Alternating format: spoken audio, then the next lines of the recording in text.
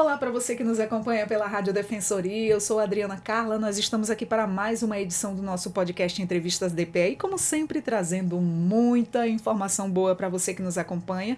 Eu já te convido a participar aqui do nosso bate-papo, muito informativo. Já fica aí e já te convido, compartilha essa informação, porque lá vem muita informação boa. Hoje nós vamos falar da Cruz Vermelha, que reforça capacitação em primeiros socorros e Lei Lucas nas escolas. Vamos já conhecer sobre esse assunto. Eu estou aqui com a nossa convidada e o nosso convidado para falarmos de toda essa conversa. Estou aqui com a Nicole Pereira, instrutora de primeiros socorros. Seja muito bem-vinda, Nicole. Muito obrigada pelo convite. A gente que agradece vocês terem disponibilizado o tempo para estar aqui passando informações para a gente. Também estou aqui com o Renan Nunes, ele é coordenador de primeiros socorros e do ensino da Cruz Vermelha em Roraima. Seja muito bem-vindo, Renan. Obrigado, Adriana. Obrigado, pessoal. Com certeza teremos muito assunto, muita novidade para falar para todos, para compartilhar esse assunto que, de fato, é bom que todos saibamos para nunca precisar utilizar, né? Exatamente. Então, para a gente começar, vocês poderiam explicar um pouco sobre a missão e os principais objetivos da Cruz Vermelha? Claro. Aqui no Brasil, a Cruz Vermelha atua como auxiliar do poder público, então nós não somos uma equipe de primeira resposta, assim como o SAMU e como o Corpo de Bombeiros.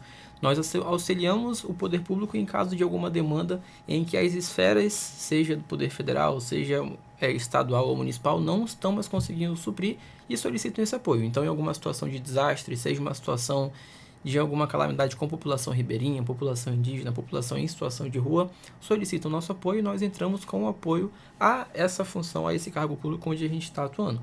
E a gente sempre atua em qualquer país que a Cruz Vermelha esteja, a gente atua baseado em 7 princípios, que são a humanidade, voluntariado, neutralidade, independência, imparcialidade, sempre a gente buscando atender a todos de acordo com a maneira, com a competência técnica que nós temos, tentando auxiliar o máximo de pessoas possíveis, ajudar o máximo possível.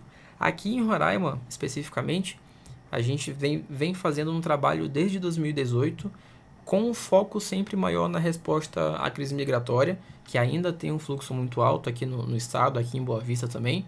Mas há alguns anos, desde 2023 exatamente, houve esse acréscimo da atuação fazendo a parte de capacitações. A gente conseguiu dar um enfoque maior agora, a gente está com uma equipe maior na parte de capacitações e vindo para essa área das capacitações nas escolas, que é o nosso tema de hoje, trabalhando a parte da Lei Lucas também.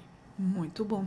E quais são os tipos de cursos e capacitações ofertados aí atualmente pela Cruz Vermelha aqui em Roraima? Beleza.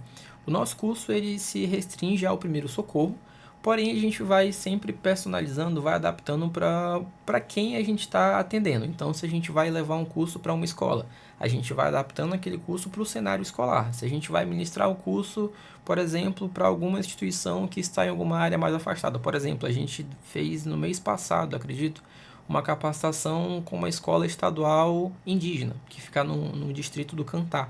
E quando a gente leva o treinamento para lá, a gente já vai fazendo algumas adaptações que a gente não consegue ter o mesmo tipo de serviço, mesmo tipo de resposta e mesma velocidade na resposta quando eu tenho uma escola que está na capital, em Boa Vista, e quando eu tenho uma escola que está numa área com um acesso um pouco mais difícil e bem mais distante dos serviços de saúde de forma mais rápida. Então a gente sempre vai personalizando, mas sempre dentro dos primeiros socorros para que todos consigam, todos tenham a habilidade, possam fazer a atuação caso seja necessário.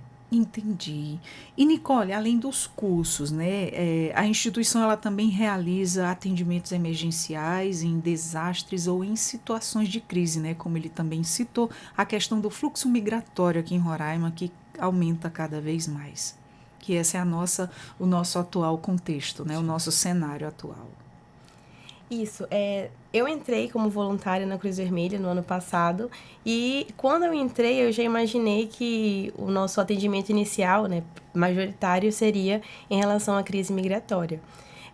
Dentro do nosso posto de atendimentos, que a gente tem 2 atendimentos, que é o de restabelecimento de laços familiares, onde a gente faz a conectividade realmente dos beneficiários, dos migrantes com a sua família, seja aqui na Venezuela, em Cuba, na Colômbia, e também dos primeiros socorros. Então, geralmente esse atendimento inicial, quando eles chegam lá para poder tirar os documentos, é com a gente.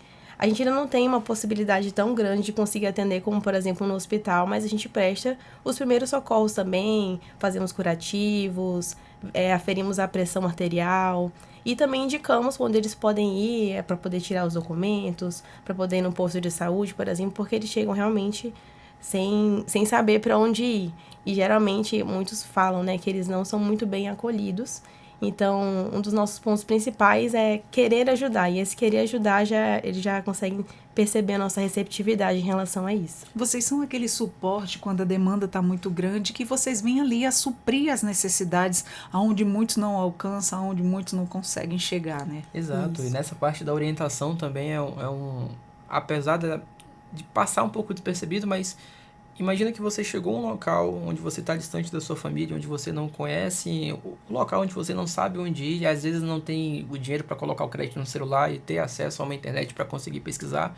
Então, informar para essa pessoa que está chegando como que ela pode ter o acesso ao cartão do SUS, por exemplo, onde que é a UBS, o que é uma UBS, qual a diferença da UBS para o pronto atendimento, para o hospital, então onde que ela pode buscar vacinação, atendimento, essas orientações para quem está necessitando realmente é um ouro, tem uma valia muito grande, porque Exato. chegam sem saber o que é o SUS, como que é o atendimento aqui no Brasil. Você está chegando de um lugar totalmente diferente, culturas diferentes, Exato. Tudo diferente, é uma estranheza por completo e assim, dificulta a vida do ser humano do início Sim. ao fim, né? E a Exato. gente sabe que a Cruz Vermelha também vem auxiliando com esse suporte, né? Tanto na base do acolhimento, da informação e tudo mais. Isso é muito importante. E de que forma o voluntário, você falou que entrou como voluntária, né? É importante para o trabalho da Cruz Vermelha?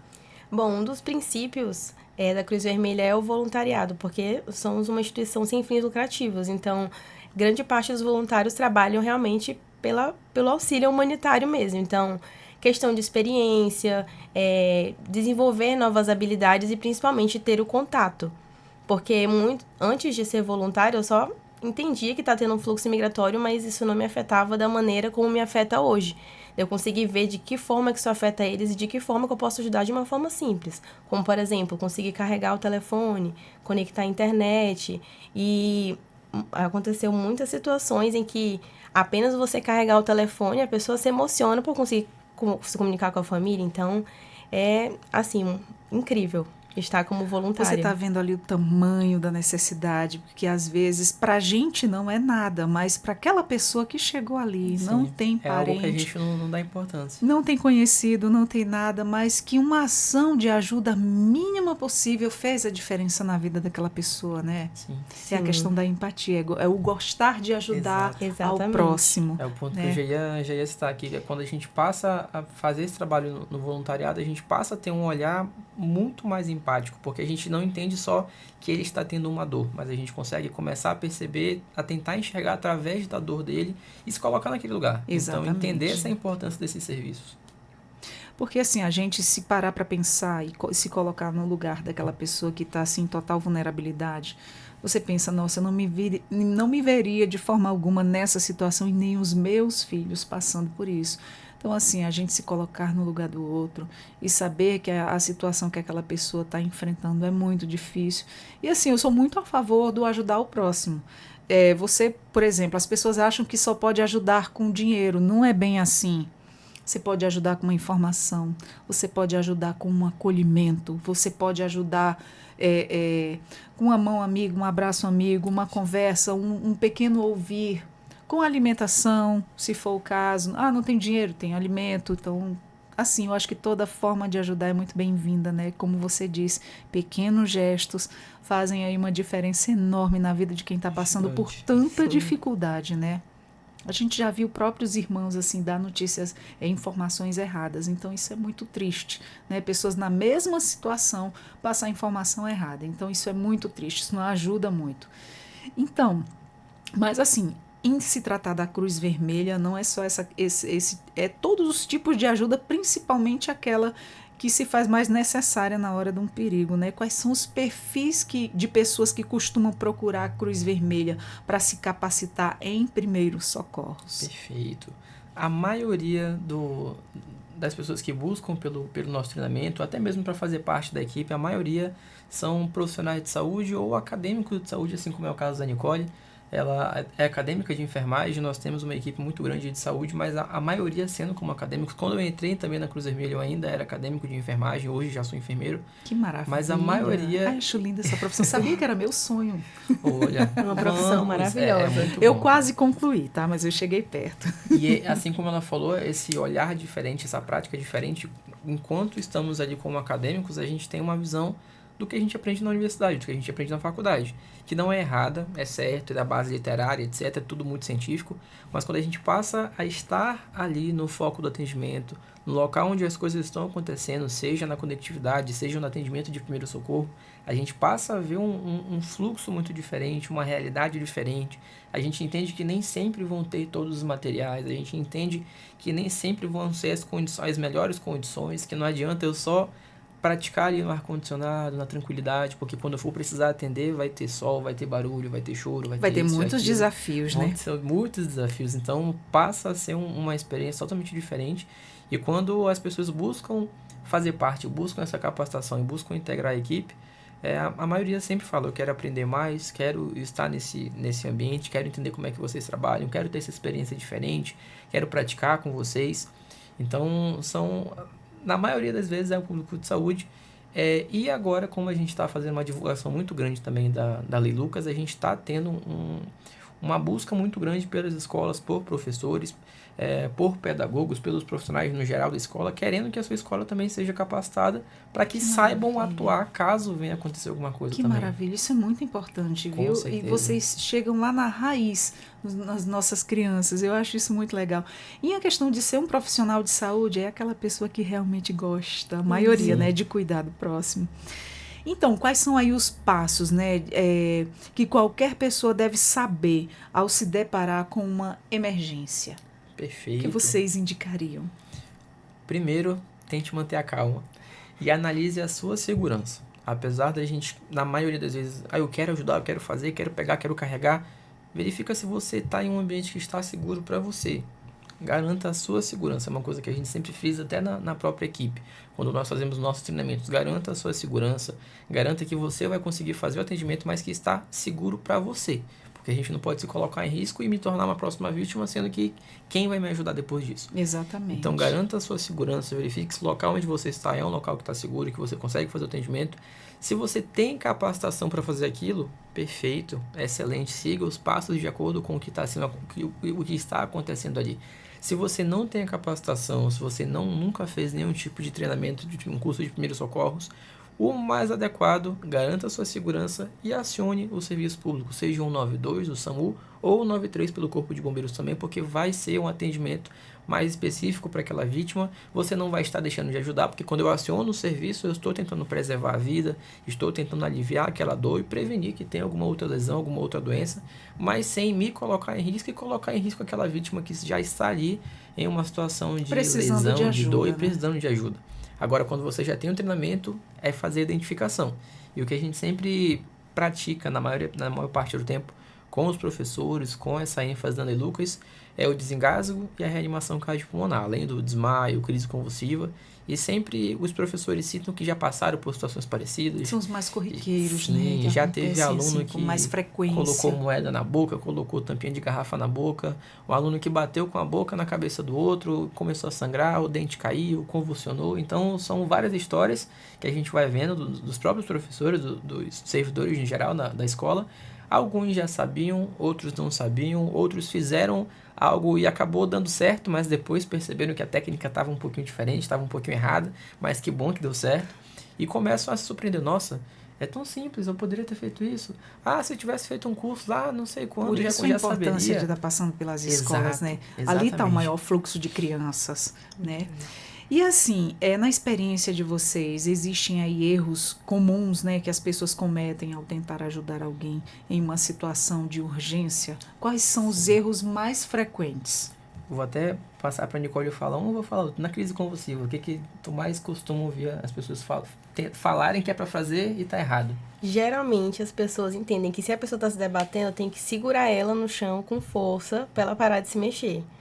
Mas não é isso, é um movimento involuntário. Então, se eu estou forçando uma pessoa que está se movimentando involuntariamente, eu posso causar uma nova lesão, alguma outra ferida, por exemplo, Então, eu acho que esse é o erro principal que as pessoas Outra cometem. questão também, por exemplo, a pessoa tá... Eu ainda me recordo, tá?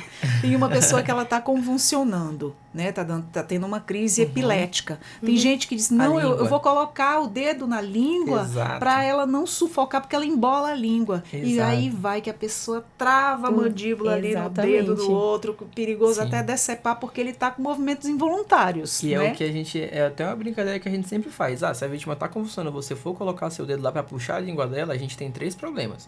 Ela vai continuar convulsionando, ela pode ficar engasgada durante a convulsão e você vai ficar sem dedo. Exatamente. Porque existe esse risco. Então, não coloquem nada tem um procedimento na boca da nossa correto, pessoa. né? Colocar do lado para não certeza. sufocar com a saliva que tá ali, né? Salivando naquele momento, Proteger cuidado a para cabeça. proteger a cabeça. Principal. Essas orientações que a gente recebe, correto, enfermeiros? Sim, correto. E Corretíssimo. não Ainda colocar lembro, viu? nada na boca dessa vítima. Alguns Exato. até citam, mas coloca um paninho ali para proteger a língua, uma blusa, uma carteira. Não coloca nada. Qualquer coisa que a gente vai colocar ou pode acumular saliva e essa vítima acabar aspirando a própria secreção e sufocando, Exato. ou até quebrar dente, morder, quebrar alguma coisa. São movimentos involuntários, né? Com certeza. Realmente ali ele não está nem respondendo por ele naquele momento, está fora de si. E o que mudou recentemente aí nas diretrizes, né, de primeiros socorros, especialmente aí nos procedimentos aplicados em bebês e crianças? Porque muita gente ainda confunde na questão do desengasgo, que é muito comum, que não é que nem um adulto, gente, né? Tem o procedimento correto para o adulto, tem o procedimento correto para o bebê, que é bem mais delicado e de forma eficaz. Explica pra gente. Beleza. A atualização que houve recente foi no protocolo, na diretriz da Associação Americana do Coração. A gente tem vários protocolos diferentes, diretrizes diferentes. Pela Cruz Vermelha, nós temos uma diretriz específica da Cruz Vermelha, que é a nossa diretriz internacional de primeiro socorro e reanimação. Ela ainda permanece a mesma, a gente não teve alteração pela Cruz Vermelha, porém, no protocolo da Associação Americana do Coração, o que houve de alteração no protocolo foi que quando a gente vai fazer um desengasgo, por exemplo, no bebê, antes a gente faria os 5 golpes, os 5 golpes dorsais no dorso, entre as escápulas do bebê. Depois desses 5 golpes dorsais, a gente iria girar e fazer 5 compressões torácicas com os 2 dedos no centro do peito do nosso paciente. A atualização permanece os 5 golpes dorsais, porém, na hora de fazer a compressão, a gente não vai mais fazer com os 2 dedos e vamos fazer com essa região aqui, a região hipotenar da mão, essa região mais abaixo aqui da mão.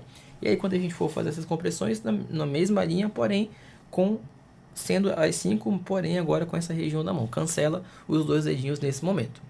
No adulto e criança, quando a gente vai fazer o desengasgo, são 5 golpes dorsais também, entre as escápulas. Após os 5 golpes dorsais, o impulso abdominal. Então eu venho acima do umbigo, achei aqui a cicatriz umbilical, fecho minha mão, lateralizo um pouco aqui próximo ao que normalmente a gente chama da boca do estômago.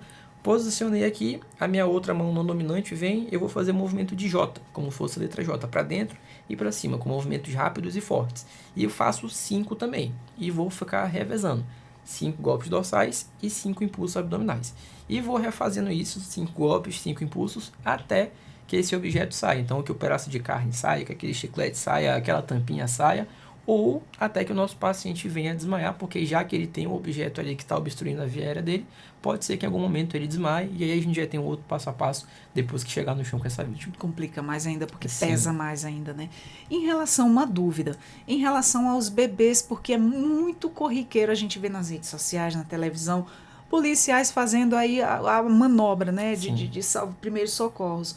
O que acontece? O engasgo com leite é o mesmo procedimento, massaginha atrás, assim? Muda pouca coisa, porque não vou ter o golpe. Em vez de fazer o golpe dorsal, a gente vai fazer fricções na área próxima, que é a escápula, que seria o local onde está o pulmão desse bebê. Então a gente vai fazer, em vez de fazer o golpe, não vou fazer esse golpe, mas vou fazer fricções aqui nessa área para tentar estimular a saída daquele líquido, seja leite, seja um suco, seja uma água. É muito corriqueiro com leite, né? Muito comum. A mãe tá ali amamentando a criança sufocou, invadiu as vias aéreas, Sim. aquele leite e tal, e aí fica ali a agonia, correndo na vizinhança inteira pedindo socorro, às vezes passa ali o policial, e aí eles pedem socorro, e sempre acabam indo os vídeos pra internet, Sim, né? demais, é muito comum. Inclusive, até aqui em Roraima, acredito que no mês passado teve Sim, um vídeo sim, de um policial que fez o teve. procedimento e também deu tudo certo. Sabia fazer, deu tudo certinho. Ai, que bom, né? A gente fica feliz quando Com dá certeza. certo. Então aí não diferencia muito, ao invés daquele empurrãozinho para a criança que colocou coisa na boca, criança tem mania de colocar coisa na boca, né, moeda, tudo que não deve vai para a boca, mas assim, é um pouco diferenciado daquela criança que asfixiou com o leite materno, né? Ou até o leite da mamadeira também, a mesma coisa, né? E fala pra gente qual é a importância de manter os conhecimentos dos primeiros socorros sempre atualizados, porque sempre tem alguma coisa que está aí inovando, modificando. Fala aí para quem está nos ouvindo, para quem está nos assistindo, qual é a importância de estar sempre atualizado. Bom, inclusive, é meio que uma regra lá na Cruz Vermelha, por isso que a gente tem várias capacitações. De 6 em 6 meses, 2 em 2 meses, até de mês em mês a gente vai atualizando os conhecimentos, porque existem sempre estudos, estão sempre atualizando. Então, a técnica que hoje a gente considera certa, daqui a um ano pode não ser. Ou ela pode estar certa, ou pode ter uma mais eficaz ainda, né? Ou que até aquela questão também de não esquecer, né? Por exemplo, se você não está fazendo com muita frequência, não está acontecendo muito, não está muito ali no teu dia a dia, mas pela questão também da pessoa não esquecer como é que Exatamente. aplica, né? Você aprende ali, tem aquela orientação naquele momento, mas graças a Deus não aconteceu, pode vir acontecer lá na frente, aí você já esqueceu. Mas se não praticar... acaba esquecendo. Exatamente. E em situações de escola, né, que a gente estava falando também sobre isso, quais são os tipos de acidentes ou emergências mais comuns que vocês ouvem aí relato ou já foram em questões aí escolares? Todos sempre citam engasgo. Todos sempre citam engasgo, crise convulsiva e desmaio. Até o momento, nenhum relatou pra gente ainda uma parada cardiorrespiratória. Espero não ouvir nenhum comentário, espero que não chegue a acontecer. Não, né, Mas engasgo, crise convulsiva e alguns sangramentos também por conta de queda, caiu, bateu a cabeça na mesa, na parede, deu um encontrão muito deles estarem correndo e bater um no outro. Não, criança não fica correndo não, ainda mais jamais. A gente sempre fala na escola, todo mundo é quietinho, né? Recreio, são as bênçãos. Como é que os professores e os funcionários, eles podem manter a calma e agir corretamente nesses momentos críticos? Fica todo mundo nervoso, né? Sim. Essa também é a importância de ter o treinamento. É uma coisa que a gente sempre cita para eles também. Quanto mais próximo a gente conseguir chegar durante as práticas, durante o treinamento, durante a simulação, menos eles ficarão nervosos em uma situação real. Porque não vai ser uma coisa 100% nova para eles. Eles já vão ter passado, mesmo que seja por uma simulação daquele processo. Então já conseguem manter uma calma um pouco maior. Claro que não tem como ficar 100%, mas conseguem manter uma calma um pouco maior. E o que eu falo para eles também é que se em último caso esqueceu de tudo, esqueceu do que fazer, esqueceu de onde que aperta, onde que pega, onde que bate, lembra de chamar alguém e solicitar ajuda. Porque não adianta a gente só iniciar a reanimação ou só iniciar o desengasgo ou até fazer de forma errada. E fazer de forma errada. Pode prejudicar mais ainda, exato, né? E não acionar o suporte, não acionar o serviço público, porque é quem vai conseguir fazer o atendimento final e o transporte dessa vítima até a unidade hospitalar para dar continuidade no tratamento também. Exatamente. Não sabe como fazer, não lembra de como fazer, está inseguro, chama logo o pronto atendimento o mais rápido possível, né? Inclusive as pessoas não sabem em que momento é o momento certo de chamar ajuda. Eu começo a fazer a compressão e depois eu chamo ajuda, eu desengasguei, agora eu chamo ajuda. Então a gente sempre avisa antes de qualquer procedimento, chama ajuda. Exato. A Lei Lucas é uma iniciativa muito importante. Vocês poderiam explicar de forma simples o que ela determina? Perfeito. É uma lei federal. Infelizmente ela aconteceu depois de um garoto chamado Lucas, que ele estava na escola, durante uma excursão ali escolar, no intervalo, a turma foi lanchar, e esse garoto, o Lucas, na época ele tinha 10 anos, ele foi lanchar, se engasgou ali com o lanche dele. Infelizmente, a equipe que estava ali não sabia o que fazer, ficaram nervosos, não sabiam o que fazer, chegaram a acionar o serviço, mas infelizmente não deu tempo. Quando o serviço chegou, não teve mais como reanimar ali o Lucas. E aí, após isso, a família começou a manifestar, a entrar com chamadas, movimento, começou a fazer muito barulho. E em 2018 a gente teve a definição da lei, é a Lei 3.722, que é uma lei federal, que ela determina que nas escolas, nas instituições de ensino infanto-juvenil, tanto pública quanto privada, os colaboradores e servidores, no geral, precisam ter a capacitação em primeiros socorros. Isso é necessário. Para que casos como este não voltassem a acontecer ou que tivesse um desfecho diferente com a equipe já previamente capacitada.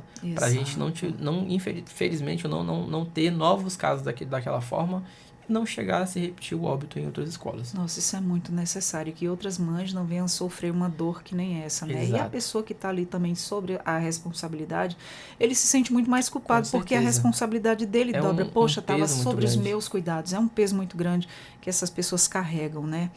E a gente, como mãe, fica muito aliviada e feliz em saber que a Cruz Vermelha está passando esse preparo nas escolas. Isso é muito importante e é gratificante ouvir isso, viu? Dá mais segurança, dá mais um calorzinho no coração. E na visão de vocês, qual foi o impacto mais significativo dessa lei desde que entrou em vigor? Com certeza essa redução no número de incidentes que evoluíssem para o óbito. Então, a partir de que começaram a fazer as capacitações, na maioria das vezes são as próprias escolas, as secretarias que começam a solicitar o treinamento, tanto de empresas privadas como da Cruz Vermelha também, começam a solicitar o treinamento e a partir disso os professores sentem uma segurança maior, não só os professores, mas os colaboradores no geral, têm uma segurança maior, citam que já se sentem um pouco mais preparados para agir e que conseguem perceber, poxa, então agora eu já sei o que fazer. Eu pensava algo diferente, se eu fosse fazer, faria errado, agora eu já sei, então torna-se uma segurança maior e a gente consegue despertar também uma sensação, uma cultura de prevenção, de tentar prevenir para que não chegue na necessidade de entrar com o primeiro socorro. Então começam a pensar dessa forma também. Então é um impacto que de fato é significativo, porque eles se sentem mais seguros e ficam preparados para agir caso seja necessário. Quando vocês são solicitados, que vocês chegam nas escolas, que isso é muito necessário, né? Com certeza, se chamaram, tem uma boa receptividade. Mas quais são aí os principais desafios enfrentados pelas escolas para colocar a Lei Lucas em prática? No primeiro momento, dependendo de qual é a instituição, se é pública, se é privada, existe um pouco desse momento em adequar o tempo dos colaboradores, dos servidores, para ter a capacitação. Porque se a gente desloca um grupo de professores, por exemplo, para fazer a capacitação, fica com desfalque na sala de aula. Então, ainda mais quando a gente fala de criança, isso ainda é uma problemática, né? Que não pode deixar só. Exato. Tem aquela questão, o funcionário tinha que ter um tempo específico, né? Uma programação bem elaborada. Por quê? Os professores, a maioria, atuam em 2 horários, manhã e tarde, ou então tem emprego em outra empresa, ou em outra escola. E assim vai, é mais a questão de conciliar ali todo mundo, encaixar. Né? E é como a gente está fazendo essa parceria com a SMEC, com a Secretaria Municipal de Educação e Cultura. Maravilha. Eles montaram um cronograma e estão dando o suporte logístico para a gente se deslocar até a instituição. E nesse cronograma que eles montaram, a gente está fazendo no último turno, então no terceiro turno dos colaboradores. Eles já passam o dia todo, a maioria na sala de aula, e à noite ainda ficam um pouquinho ali para a gente ter capacitação. Então, na maior parte, a gente percebe que estão ali um pouquinho cansados, que já está sugado do dia, e é natural, é normal, é comum.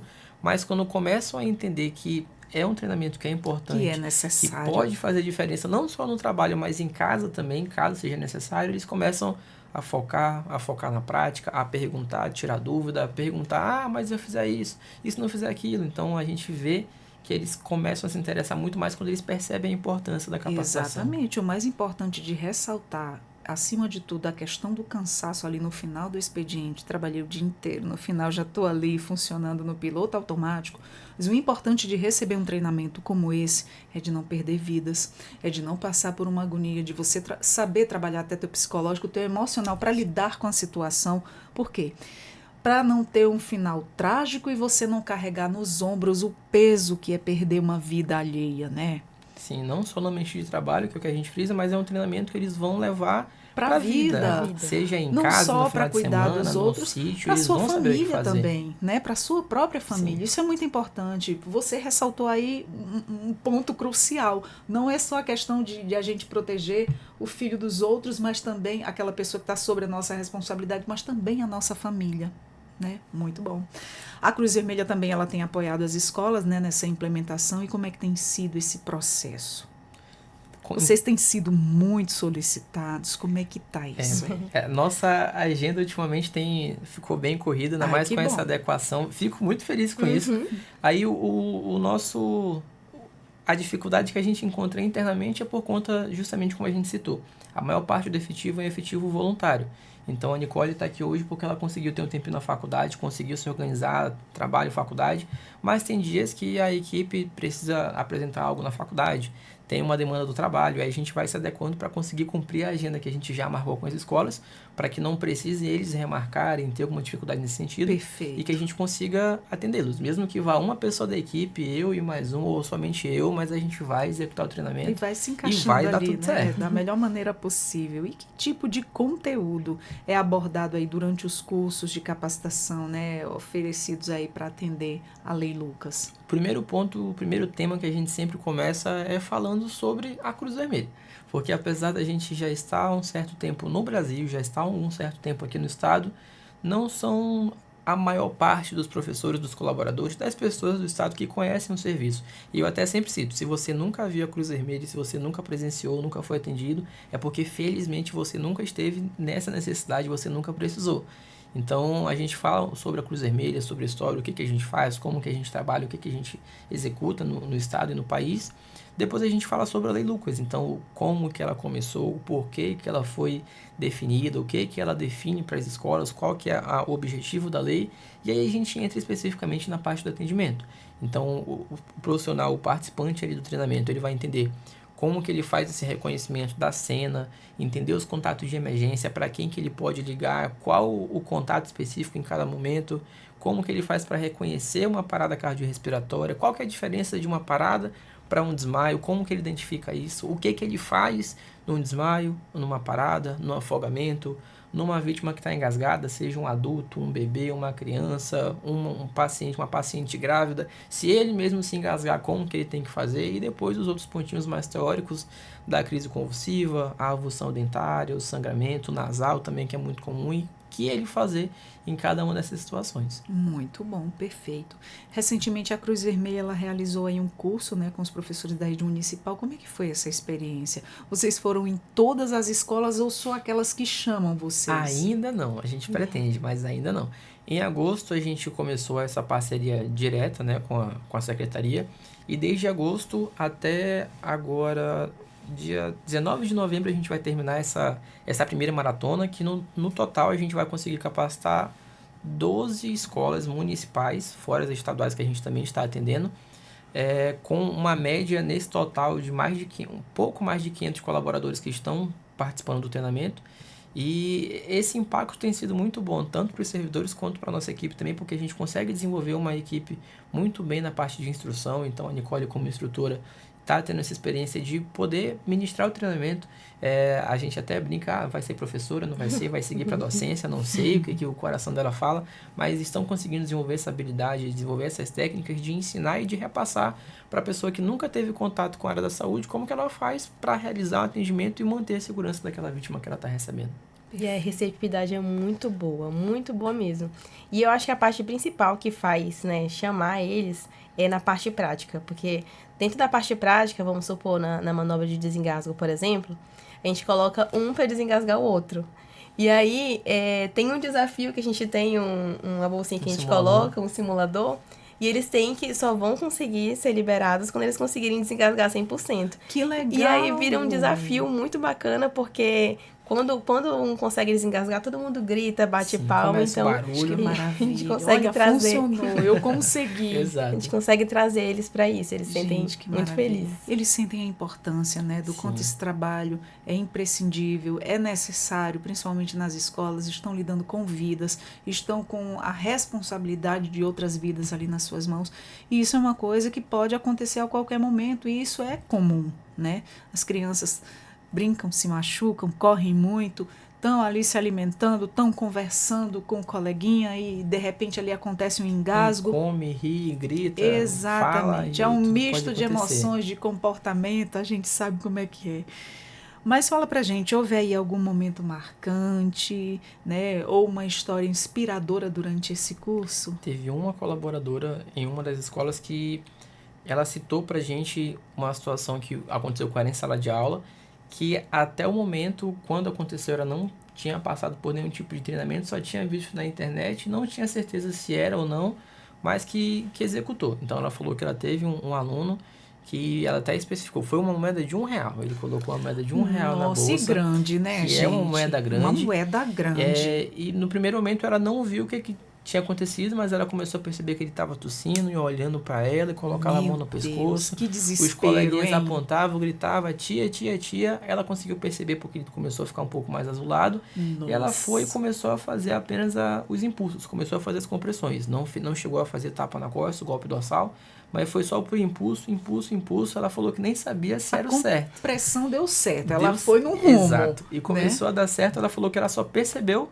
porque ela ouviu o som da moeda cair no chão e aí ela perguntou, o que é isso? O que é isso?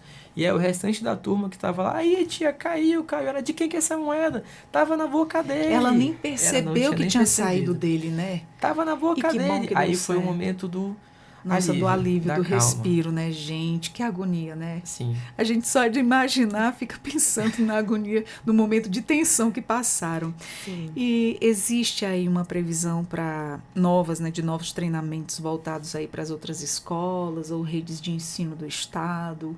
Como é que está sendo isso? Com certeza. A procura está grande? Sim, felizmente está muito boa, está muito gente. grande.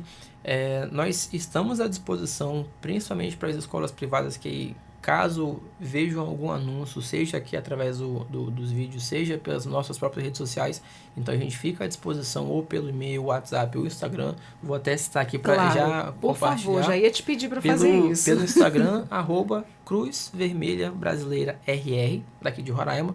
Pode entrar em contato por lá que a gente vai responder. WhatsApp 91396905. Então, tanto pelo WhatsApp ou pelo Instagram, podem solicitar o treinamento que a gente vai agendar o melhor horário para personalizar e para adaptar e para executar o treinamento. E a gente pretende, no ano que vem, dar continuidade também com as escolas da rede pública e expandir para as escolas em área rural e indígena, porque a gente sabe que é uma demanda gigante. Se aqui já é uma necessidade, na área rural e indígena, onde talvez às vezes o sinal não vai pegar, vai ter uma distância um pouco maior do posto de saúde. A gente sabe a dificuldade, né? Exato. Então, a gente sabe a dificuldade de quem mora longe. Expandir. Aqui, para quem já está na cidade, já tem aí suas dificuldades, imagina para quem mora na zona rural do nosso interior aí afora. Então, eu quero agradecer a vocês terem vindo aqui. Se tiver mais novidades, nosso Entrevistas DPE está sempre aqui de portas abertas para passar informações maravilhosas que nem essa, que tudo que é para beneficiar a população, a gente fica assim com o coração quentinho e muito feliz, né, de estar passando notícia boa como essa, que vocês abranjam mais escolas ainda. Com certeza. Com certeza. Muito obrigada por vocês terem vindo aqui, tá? Fica aqui os nossos agradecimentos. Nós vamos ficando por aqui com mais um Entrevistas DPE. Nós conversamos com a Nicole e também com o Renan. Você já é enfermeiro, Nicole, futura enfermeira, já atuando aí na Cruz Vermelha, fazendo esse trabalho de preparo aí muito bacana. E para quem quiser ter os serviços de vocês, todo esse preparo, é só acompanhar nas redes sociais. Repete só mais uma vez, Renan. Com certeza, nosso Instagram, @Cruz Vermelha Brasileira RR, tudo junto, RR daqui de Roraima. Então, vai acompanhar nossas atividades por lá, nossos treinamentos, as atividades diárias que a gente faz e, inclusive, quando a gente for fazer nosso processo seletivo para novos voluntários, também será divulgado por lá. Perfeito, perfeito. Então, você gostou aí das nossas informações? Muito importante, né? Já compartilha com quem precisa ouvir essa informação, já leva essa equipe de treinamento da Cruz Vermelha, já conheceu como é que é o trabalho da Cruz Vermelha e eles ainda propiciam esse treinamento aí que é de suma importância para a população, os atendimentos de primeiros socorros, como lidar nas situações aí mais remotas e extremas. Então fica feito aí o convite, acompanhe já as redes sociais dele, também já compartilha aí as nossas informações e você também nos acompanha pelo YouTube, o Deezer e o Spotify. E eu sou a Adriana Carla com mais um Entrevistas DPE e até a próxima. Tchau, tchau.